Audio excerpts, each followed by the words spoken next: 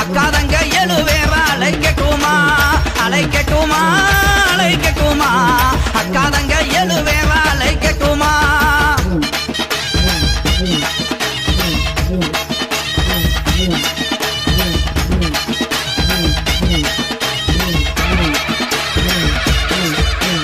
சகையும் அழகி அவ சாந்தங்கள்ல முகத்தழகி சஞ்சலத்தை தீர்ப்பவளே எங்க சமயபுரம் மாறி